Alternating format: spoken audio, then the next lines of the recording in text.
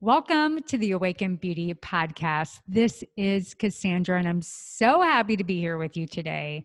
And we are going to be digging deep within mind, not necessarily just mindset, but all about the executive function. So hang with me. Now, I will say this.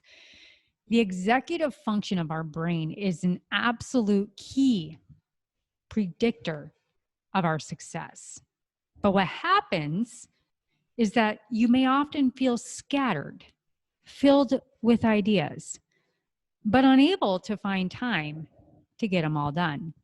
Well, in this podcast, I'll be sharing a message on neurodiversity when it comes to not just being a woman with a neurodiverse brain, but being a midlife woman with a neurodiverse brain. So first, let me explain what neurodiversity is. Well, I actually should say just welcome to my brain. I'm going to be giving you insight here. And this episode is meant to shine a light on the superpowers of neurodiverse strengths. So neurodiversity is the belief that conditions labeled as ADD, ADHD, dyslexia, autism, etc., are a brand of evolutions of homosapiens rather than a defect of the genome. So with this thought, we must consider its values and benefits before considering its obstacles and complications. So I just want to bring a big shiny light around the positivity of these superpowers. And if you're a woman with attention deficit disorder, whether it's ADD or ADHD, you've probably known all of your life that you're different. Because as girls, we learn which behaviors, thinking, learning, and working styles are preferred, which are accepted and tolerated, and which are frowned upon. And these preferences are communicated in numerous ways, from media and books to our first grade classroom to conversations with our classmates and then our parents. And over the course of a lifetime, women with ADHD learn through various channels that the way they think, work, speak, relate, and act does not match up with the preferred way of being in the world. So in short, they learn that difference is bad. And since these women know that they are different, they learn that they are bad. And that gets hidden underneath the subconscious. And as a clinical hypnotherapist, we pocket these in and they become a somatic residence stored in our tissue, and they become an identity of changing our masks at all times so that we just fit in. And I'm here to say it's time for a higher level of knowledge, and it's time for change. So first, I want to go through two different pieces here. And I'll start with the energetic and spiritual aspect. And as a clinical hypnotherapist and a quantum biofeedback practitioner, I spend a lot of time, ladies, around geeking out around science, neuroscience, and neuroplasticity. And I often share that everything starts with an energetic input into the brain. If you cut your brain out and threw it across the floor, quite morbid, I know, the brain wouldn't be able to think on its own. The frequency has to come in. So the energetic input is the frequency, right? Then our psychology affects our physiology and what filter it comes through based on the way we grew up and what we soaked in, and based on the biology of our brain. And so often when women are anxious, it hijacks the executive function. And you have too many thoughts all at once that create quote unquote ADHD symptoms. But it's truly just overwhelm and anxiety.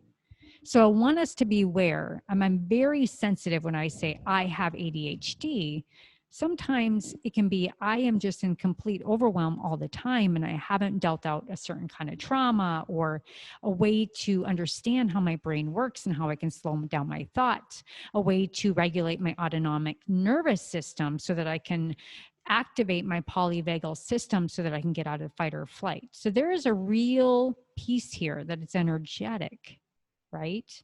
And to share how overwhelm and anxiety is tied into our subconscious mind to be effective in helping rewire the mind, my goal is always to help shift that critical factor filter and just push it to the side, which is the barrier between the conscious mind and the subconscious mind, so we can create unification and away from that double-mindedness, always feeling like we're in 3 million places at once where we can't focus, and into single-mindedness, where we become one through untrancing ourselves, from unhypnotizing ourselves from all the beliefs.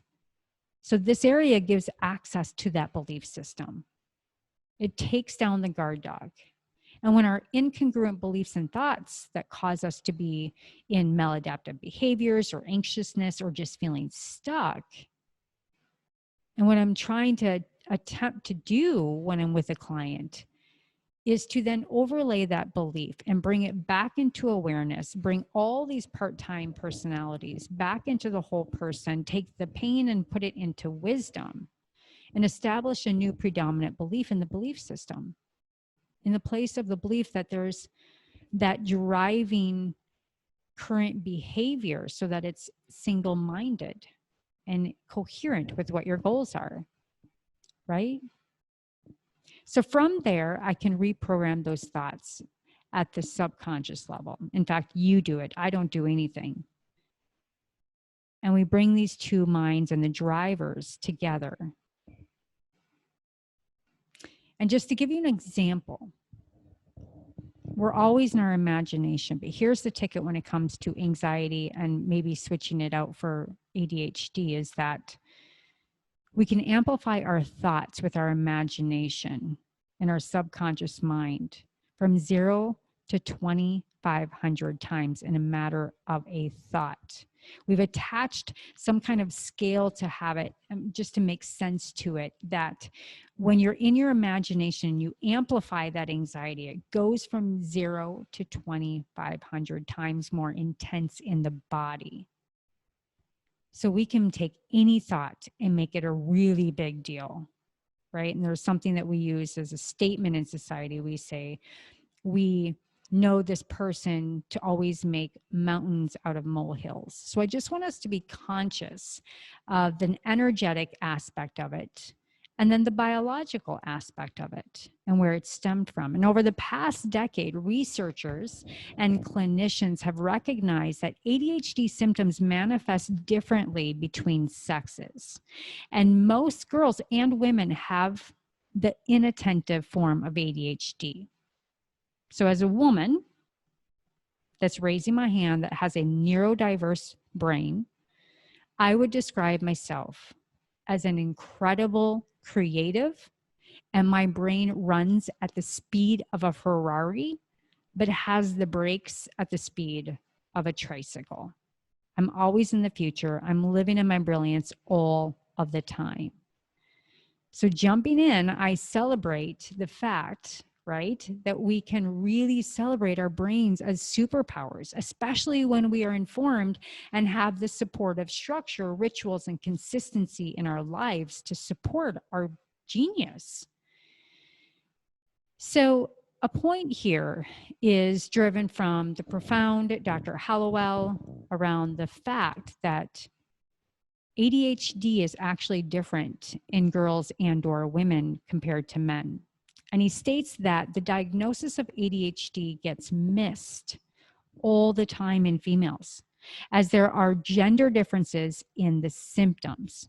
And women tend not to exhibit disruptive or defiant symptoms, unlike men or boys. And so they may not stand out as much. Rather, they sit in the back of the classroom, lost in their thoughts, daydreaming, quite content, maybe in their zone of brilliance, to be in their own world. And as adults, they tend to underachieve, or they tend to overachieve. That would be my story. Not due to lack of talent or hard work or not having the drive, but the lack of extreme focus and organization when needed.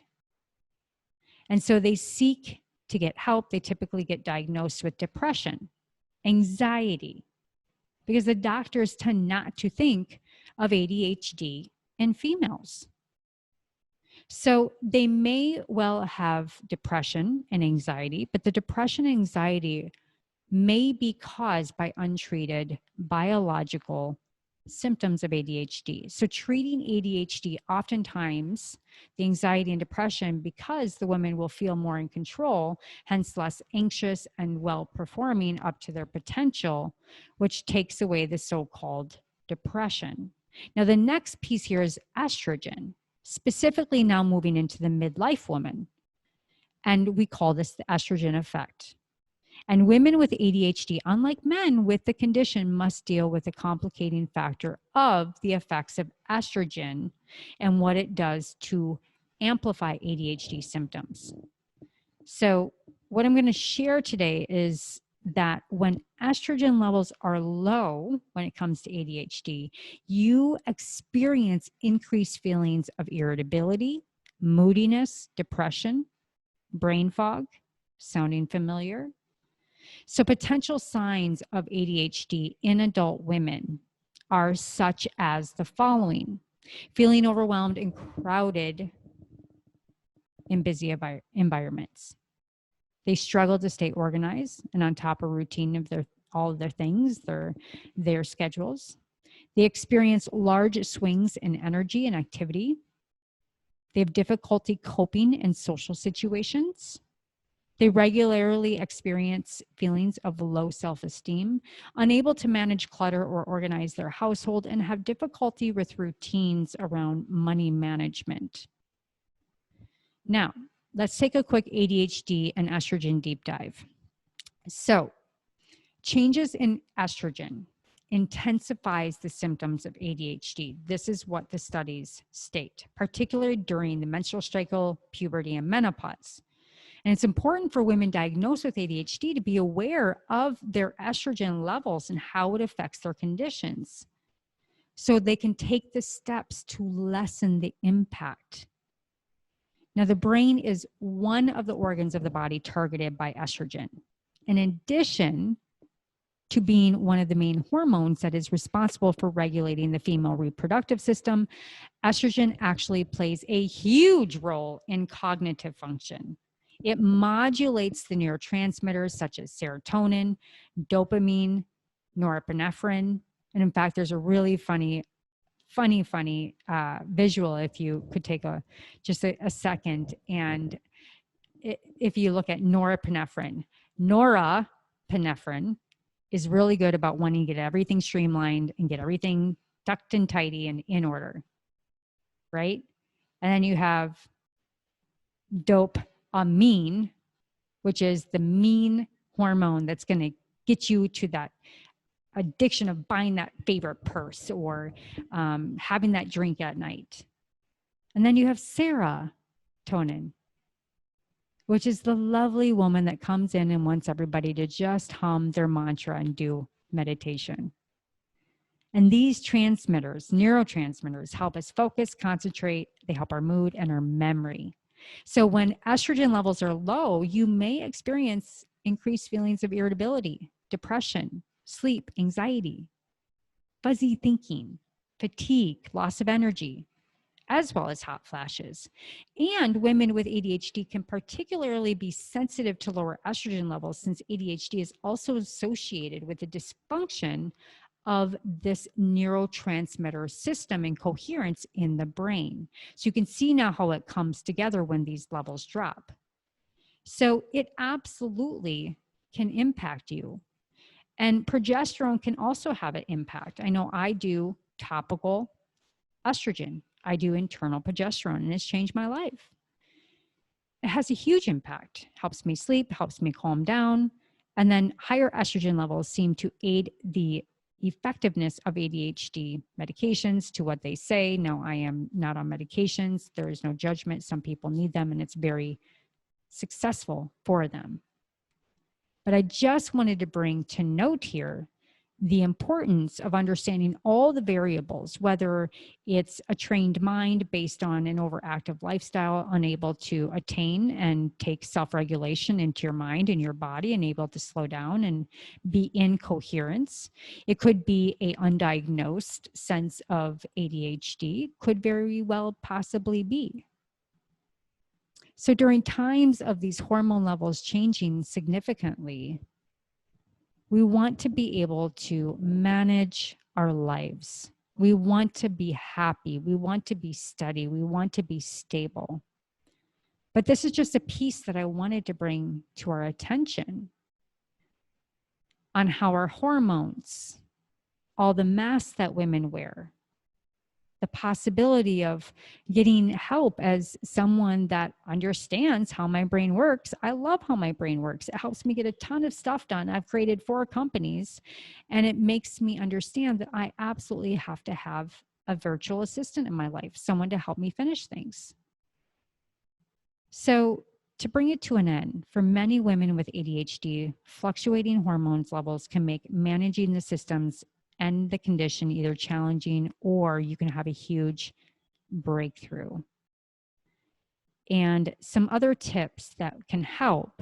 There are things that you can do to help during these times when estrogen levels are fluctuating and these symptoms tend to worsen. You can work with your physician to find the appropriate supplementation, possibly medication. Simplify your daily life as many ways as possible to lower stress. Create rituals that work for you. Get more sleep. Make sure you get exercise, and absolutely have a high fatty acid, healthy diet. So it's just so good to bring some of these facts and figures around as we, as midlife women, start to step into this next phase and possibly could have some things looming that we weren't even aware of. So although ADHD usually starts in our childhood, for some reason, there is a large percentage of women that don't understand these symptoms until they hit midlife. And this is when the estrogen drops. And so I just wanted to bring this sense of mindfulness to us all, and to review that there are spiritual, energetic aspects of the mind and how it generates like-minded symptoms of ADHD. And that I can absolutely help with. I absolutely think that mind management, the way we use our language, the way we talk, and the way we self-regulate ourselves are absolutely something we can master. Every woman that can hear this right now in our lives, no matter what kind of label, non-label there is, there's tactical tools, there's absolutely coaches. As someone that masters energy and the unconscious and subconscious mind, I believe that we can all find the support, stand in our zone of genius, move out of overwhelm, and find strategies that are right for us, because we're all different. There is no one answer. So with that said, I hope this brought some light. I know many of my clients will be like, oh my gosh, this is absolutely me, and we've talked about it, but this is the science. And I want to tell you, I love you. I appreciate you. I see all of you busy women out there. We don't have to claim ourselves as overwhelmed as a badge, but know that there's science behind it. To work with a coach, medical professional, and someone you trust to guide you back into your zone of genius, help you regulate your mind and body and heart coherence, and always start with self-love. Love yourself. That is the most high vibration we can ever bring into our existence, and where we all must start when we're trying to live in a world where our brains are under attack all the time. But we have control over that, don't we? All right, I hope you found this a blessing, a little bit of woo, a little bit of science, and a little bit of a peek inside an entrepreneur's mind that I celebrate. And so, with that said, thank you for joining me today. This is Cassandra, and thank you for listening to the Awaken Beauty podcast. Over and out.